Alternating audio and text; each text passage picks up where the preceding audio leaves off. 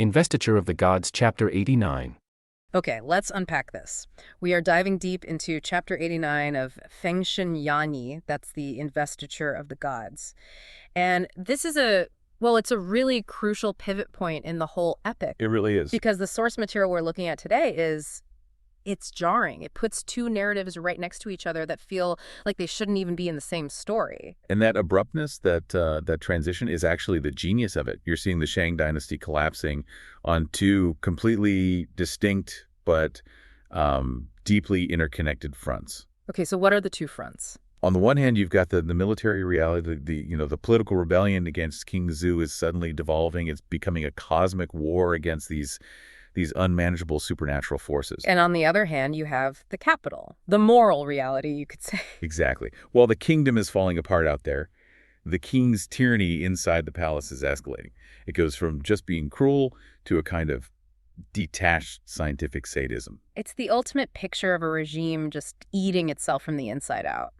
So let's start with the battle. We're at a place called Mengjin. Zhang Zia and the allied regional lords, the Zhou, are lined up against forces led by Yuan Hong. Right, and you have to remember, these regional lords, they're seasoned commanders. They understand strategy, cavalry charges, things like that. Conventional warfare. Conventional warfare. Yeah. But the soldiers Yuan Hong has brought with him, well, they aren't soldiers, not really. Right. Not in any way they'd recognize. Not at all. Yeah. The battle starts, and the allied army just gets steamrolled. Yeah. Instantly. And not by skill, but by what I can only call a spiritual ambush. So who's the first to fall? Right, Marquis of Shulian. He charges in, a classic warrior move, but he comes up against Chang Haosao. Who is secretly... A great python spirit, a Yeah. Demangsha. And this python spirit, he doesn't fight with a spear or sword. No. He uses pure supernatural sabotage. He unleashes this whirlwind of black fog. The text calls it Heiwu, and it's mixed with this toxic gas or duqi. Wow. Shulian just collapses. The Yeah. poison hits him instantly, and he's decapitated on the spot. The fight is over before it began. It's terrifying. It's like, it's an invisible force. This isn't a battle. It's a failure of reality. I mean, think about it. You've trained your whole life for swords and arrows, and you're taken out by weaponized atmosphere. And the chaos just ramps up from there, right? Immediately.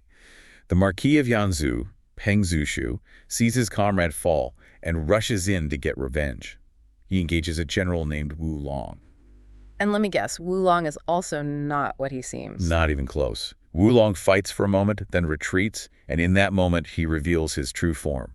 He's a centipede spirit, a Wugong Jing. What does that even look like on a battlefield? It's described as him being cloaked in a black cloud, Hei Yun, and just surging with this demonic energy, this Yao Qi. That term, Yao Qi, that's important, isn't it? It's the key. It's more than just magic. It's an energy that is corrosive to the human mind. It blinds you, it confuses you, it just shatters your morale. So Peng Zhushu is just completely disoriented. Utterly. He's thrown by this transformation, this monster appearing before him, and he's cut in half. Gone. So that's two veteran generals, two leaders of the rebellion just wiped out in minutes. By non-human opponents who break every single rule of combat. So is this a new escalation? I mean, they fought powerful enemies before, haven't they? It is absolutely an escalation. Before, even their most powerful opponents tended to use, high-level magic or specific divine artifacts. Right. There were rules to it, sort of. Exactly. There was a structure. Here, these are just basic animal spirits. They've cultivated just enough power to transform and win by throwing out raw, overwhelming, demonic energy. It's primal. A sign of how low the Shang dynasty has sunk. It shows they're now relying on the primordial chaos of the wilds, not the divine order of the heavens. So the rebels have to see this happening. They see this Yao Qi. They bring in their own heavy hitters. They do. Generals Yang Jian and Niza step up. Yeah. And they recognize it immediately. They say these opponents are not decent people, and they can sense the Yao Qi. So they try to fight fire with fire, or magic with divine tech. And this is where the story gets really tense. Because we see that even the divine realm has its limits. Niza goes first. Yes, Niza, who is basically a child god of war. He pulls out his signature weapon, the 9-dragon divine fire cover, the Julong Shen Huza. And this thing is supposed to be the ultimate weapon. It is. It's designed to trap and then completely incinerate any opponent with 9 literal fire dragons. It's supposed to be unstoppable. So it should have just turned Wu Long, the centipede spirit, into a pile of ash. It should have. But the spirit, Wu Long, seems to understand, I don't know, dimensional travel better than the weapon understands trapping. What do you mean? The text is very specific. The cover comes down, but Wulong instantly transforms into a streak of green light, a king guang, and just zips away. He's gone before the fire dragons can even activate. So Neza is just left there holding an empty trap. An empty smoking trap. And what this tells you, the listener, is that these demonic forces aren't just strong, they're slippery. They can bypass the very physics of the weapons designed to stop them. And this failure happens again, right? Almost immediately. Instantly, they turn to the snake spirit, Chanhao. Yang Zhou, who is known for his incredible accuracy, fires a golden pellet from his slingshot. It misses. It misses, so Neza tries again with the divine fire cover. Same result. Changhao just vanishes in a streak of red light this time. And it's not just them. Another general, Yang Ren, tries to attack the main commander, Yuan Hong. Right, with his 5-fire fan. And all he gets is the horse. He burns the horse. Yuan Hong himself was already gone. It's this repeated, frustrating failure. And what's so important to understand is that it's not a sign that the rebel generals are weak. No, it's a sign that the enemy has changed. They're fighting a disease, not an army. You can't hit something that's fundamentally disordered and formless. And it isn't just the rebels who notice this shift. No, and this is such a telling moment.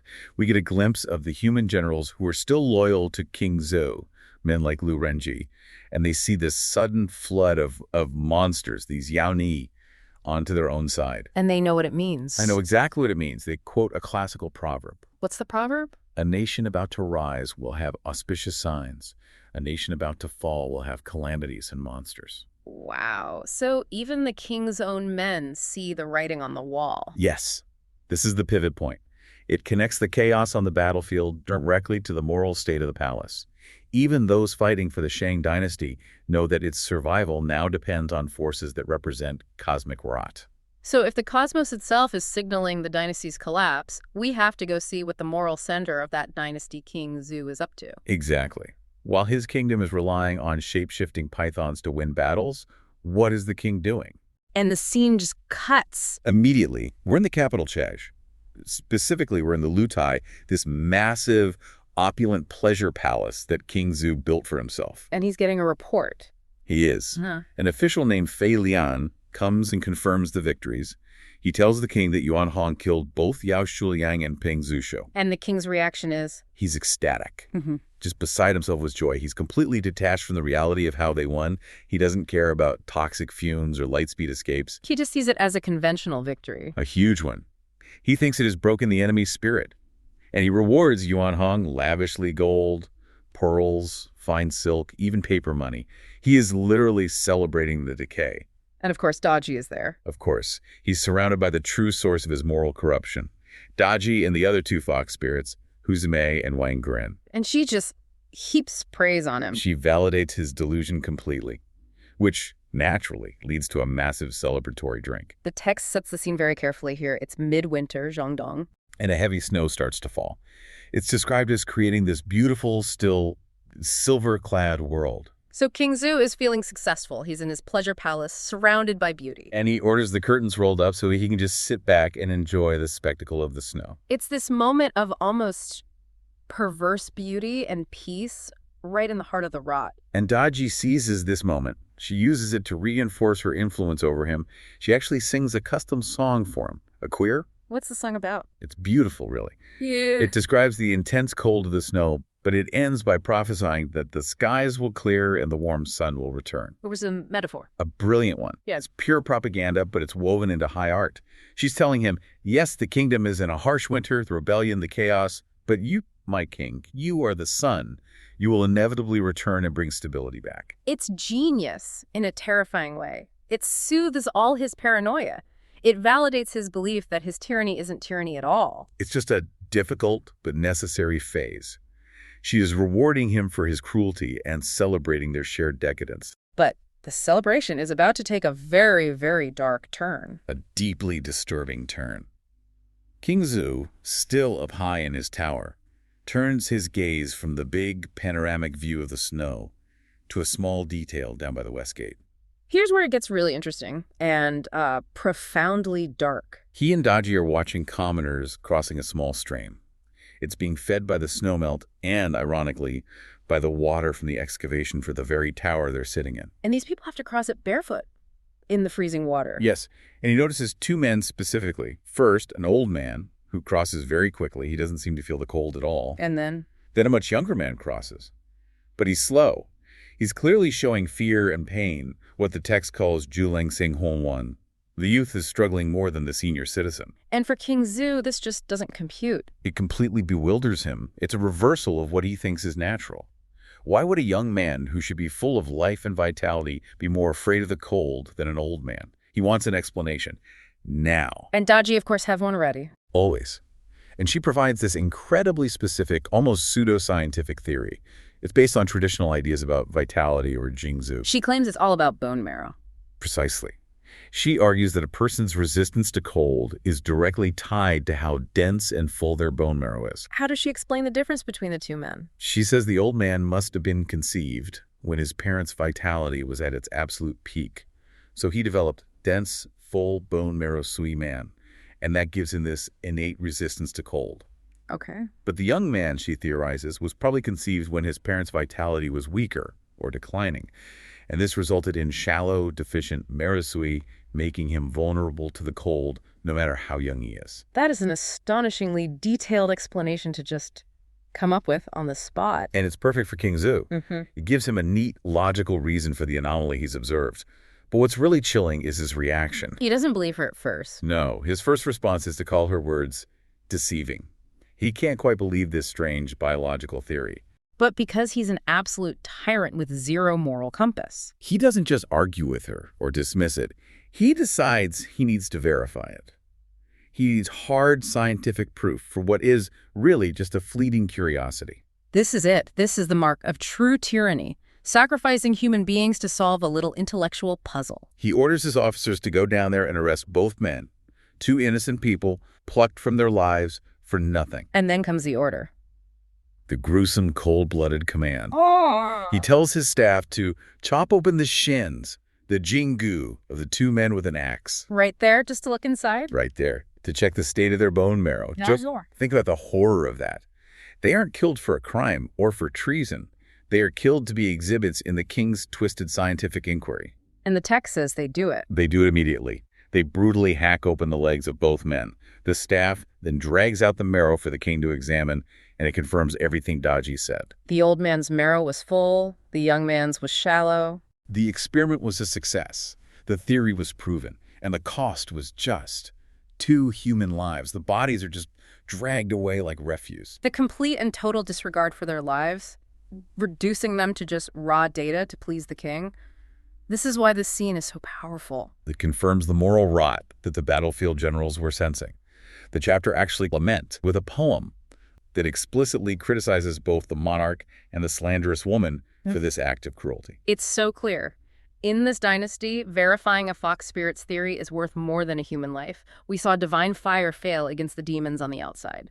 King Zhou is already, he's completely lost to depravity. His whole world revolves around his concubine, Daji. He even calls her a Shenren, right? A divine person. Exactly. He's totally enthralled by her perceived supernatural power. And you have to remember, this is coming right after that just horrifying incident, the Duanjingyan. The breaking of the shins. Yeah, where they were literally breaking people's legs to see who could withstand the cold better. It was a test of their marrow. And the king was cheering her on.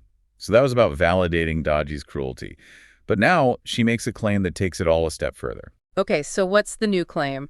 Because the detail here is what I find so chilling. She tells the king that she can look at any pregnant woman and know just by sight the gender of the fetus, how many months along she is, and even the precise direction it's facing in the womb. The direction. Yes. Chao Dong Nan Bai. East, south, west, or north. That is such a bizarrely specific thing to claim. Why that? It feels almost like a clinical trial. I think that's the point. The king isn't running a kingdom anymore. He's obsessed with validating the demonic supernatural world that Daji represents. He needs to know that his ally has powers beyond human understanding. And he doesn't see a warning sign, he sees an opportunity. Immediately, he issues a decree. Minji Sokoi Yunfo Jansen, search the populace for pregnant women and bring them to me. And that decree just sets the whole capital Zhou on edge. What happens next? The officials, they do their job. They go out and seize 3 pregnant women. But the narrative, it shifts right away from the king's curiosity to the real human cost. The text describes this heartbreaking scene. The families are screaming in the streets, King Dihutin tearing at the ground, crying out to heaven. They have no idea what's happening. Right. They're shouting that they haven't committed a crime, they've paid their taxes. It's the sound of a society realizing the rules no longer apply to them. It's pure chaos. Yeah. And that sound, that agony, it reaches the ears of the last few loyal ministers near the Nine Dragon Bridge, which brings Zhou into the picture. Okay, so Zhou steps in. But given what happened to his uncle, Began... whose heart was cut out. Exactly. Why does Zhou even bother confronting the king? He knows the risk. Why not just run? Because he represents that older institutional loyalty, not to the king necessarily, but to the Shang lineage itself. Fleeing is admitting it's over, and he's not there yet. He has to try one last time. So he confronts the official leading the women away. He does. And he learns the horrific plan. The king is going to conduct a Puhuyan to dissect their abdomens to verify the fetuses. And the justification is? To understand the principles of yin and yang. He's dressing up pure evil as a philosophical inquiry. Precisely. And Zhou just explodes. He calls Zhou a shunjin, a muddle-headed ruler, for listening to this Yofu, this demon woman. And he points out the most obvious thing. That the enemy is at the gates. The enemy is at the gates. Binglin, Chengxia, the Zhou armies are right there. So he abandons all caution and rushes straight to Lutai, the king's pleasure palace, to try and stop this. This whole confrontation at Lutai is it's so dramatic. Zhou throws himself on the ground, weeping, saying the 600-year-old Shang dynasty is going to be lost today because of this one act. And his argument is brilliant. It's not just begging for mercy. It's a full-on lecture about what it means to be a king. What are the main points he makes? Okay, so first, he hits him with the core of their political philosophy. The ruler is the parent of the people. They're born from the world spirit, and the king's job is to nurture them, not torture them. He says, Ren spuneng fusheng. The dead cannot be brought back. It's this simple, undeniable truth. You are squandering lives that can never be replaced. But then he gets very practical, very political. Yes. He shifts to the mandate of heaven. He tells the king straight up, heaven is angry, and the people are resentful. They hate you. He warns him that the people are so fed up they'll actually welcome the enemy. He uses that incredible phrase, Dan Shi Hu Jiang Yingzi. They will welcome the Zhou forces with food and drink. They are actively waiting to be liberated from you. That's devastating, to be told your own people are praying for your enemy to arrive. And the final blow is the appeal to the ancestors. He tells you that the spirits of all 28 generations of Shang kings will be destroyed by this. You're not just ruining the present, you're erasing the entire past. So you have this moral, political, and ancestral argument all rolled into one. It's a perfect case. And King Zhu's reaction? Complete dismissal. Just utter defiance. He says General Yuan Hong has the war under control, so that's not a problem. And the dissection. He calls it a minor act of curiosity, just something to, resolve a little doubt Daji brought up. He can't tell the difference between solving a riddle and mass murder. Not at all. Yeah. And that's when he completely loses it. He twists Zhi's loyalty into a crime. He accuses him of insulting the sovereign Weijin. And orders him to be killed. On the spot, Nakari sees him and beat him to death. Just an unbelievable, though predictable response. But Zhi isn't completely alone here. This is where we get the 3 sages of Yin. That's right. Just as the guards grab him, Wei Si and his 2 brothers rush in and physically stop the execution. They appeal to the king's last shred of humanity, family ties. And they remind him of the worst thing he's already done. They do. They say, you already committed the sin of Kriu Bingan Zijin. You cut out your Uncle Bingan's heart. Don't destroy another loyal voice. And for a moment, it works. The king relents. He does. He spares Zhi's life, but demotes him to a commoner, Fei Wei Shumin.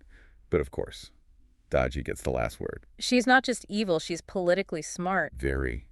She points out that a free Zhi, even as a commoner, will hold a grudge. He'll conspire with the enemy. He's a liability. So what's her suggestion? I'm guessing it's not a clean death. Oh, no. It's much more humiliating. Yeah. She suggests they shave his head and imprison him as a palace slave. Tifak Yijin, Wei Nu Gungjin. So they keep him alive as a warning. Exactly. A living symbol in the palace of what happens when you speak out.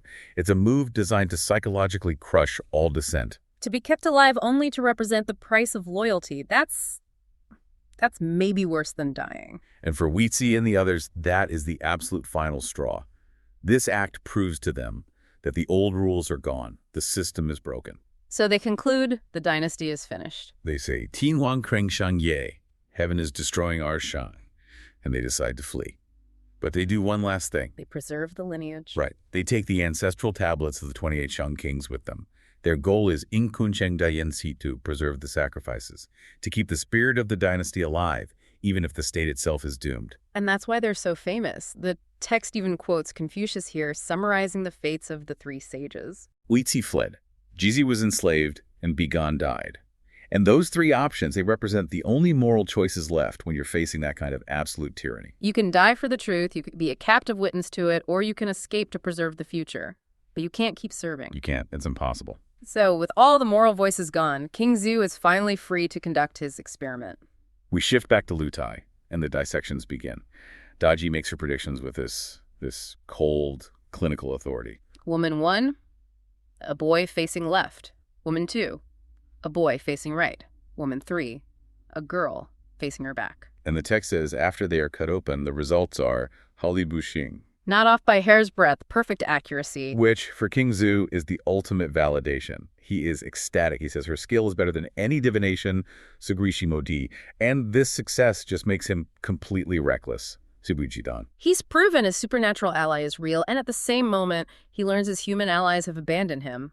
When he's told that Huizi and his brothers have fled, he just shrugs. He just shrugs them off, calls them useless old men.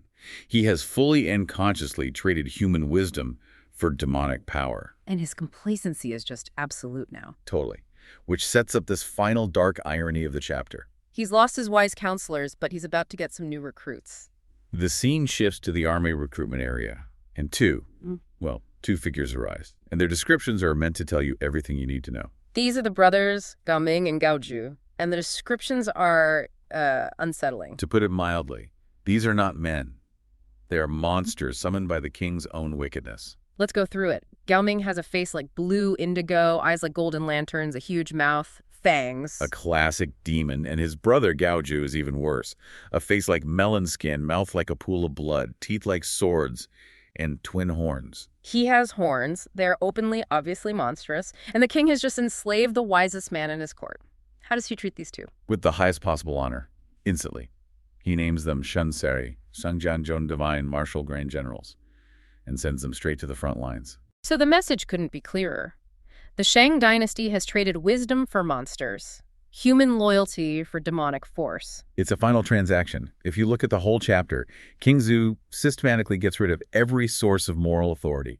Bigan is dead, Jizi is a slave, Huizi is gone, and who does he replace them with? With Daji's magic and these horned generals. Exactly. He seeks affirmation from evil, and he seeks strength from the monstrous.